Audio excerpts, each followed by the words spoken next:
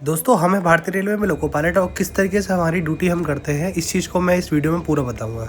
सबसे पहले हम साइनिंग ऑन करने के लिए आ जाते हैं और आने के बाद में हम लोगों को बताया जाता है कि आपको इस गाड़ी को लेके जाना है। इसलिए मुझे बताया गया था कि लास्ट नाइट में हमें एक WDG 4D लेने थे, जिसमें 2 पावरें लगी हुई थी।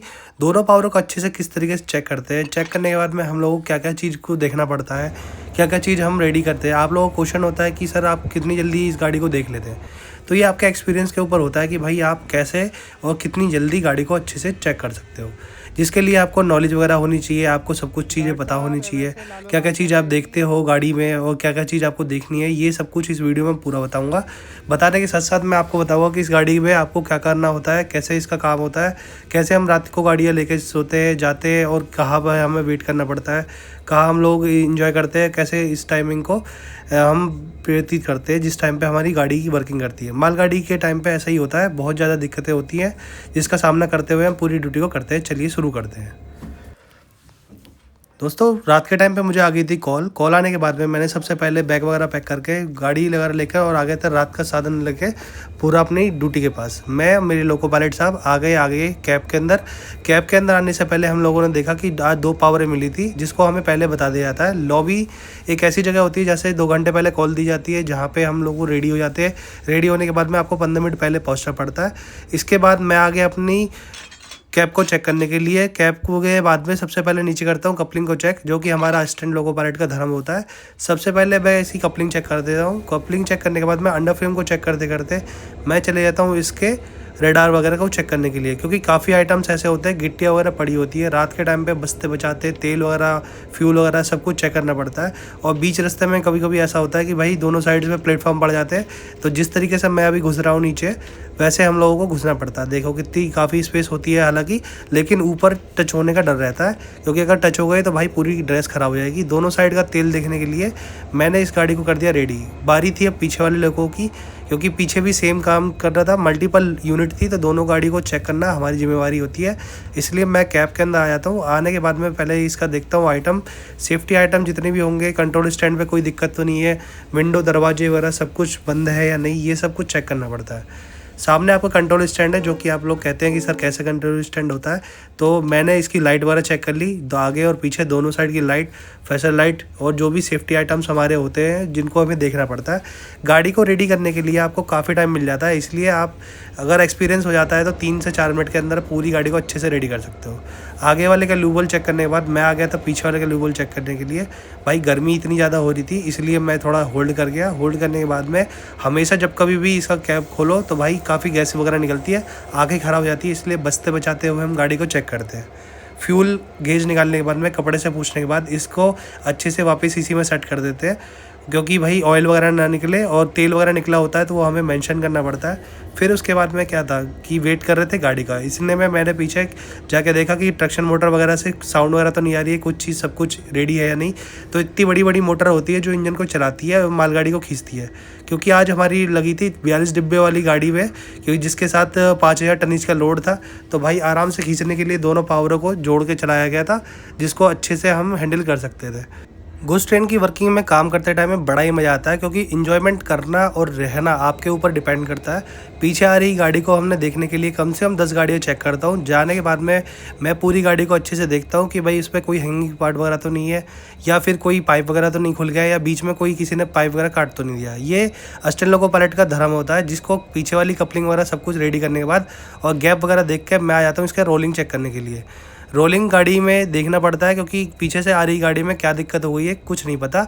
हालांकि लोको पायलट पहले ही बता के जाते हैं कि अगर गाड़ी में कोई परेशानी है तो पहले बता दिया जाता है, लेकिन हमारी भी जिम्मेवारी है, इसलिए हम चेक कर लेते हैं। चेक करने के बाद मैं आ जाता हूँ इस गाड़ी के अंदर।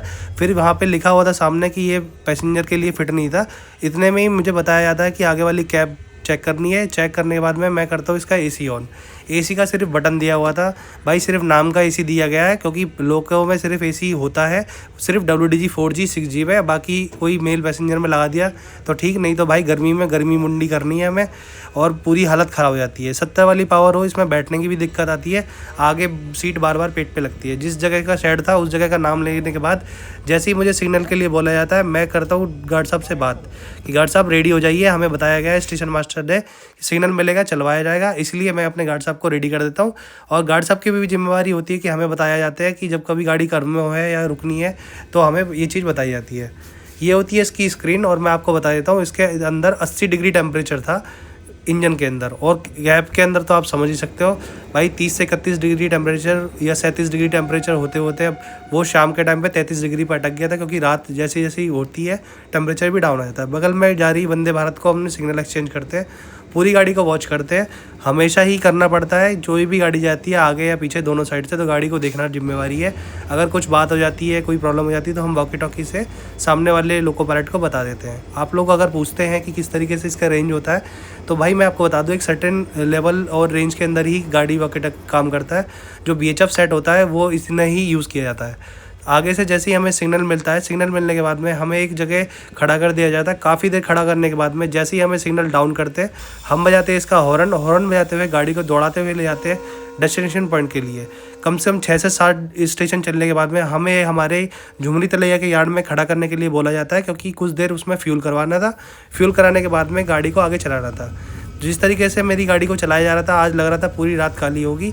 इसीलिए मैं अपने लोको पायलट से बोलता हूँ इन्जॉयमेंट करते रहो। और जो साथ में खाना वगैरह लेके आए थे और रात काफ़ी हो गई थी, इसलिए उसके बाद में गाड़ी को फ्यूल चेक कराने के बाद मैं गया था पीछे। इतने में ही मैंने देखा इसमें थोड़ा वाटर गिर रहा है और इसका मॉइस्चर ड्रेन करना है।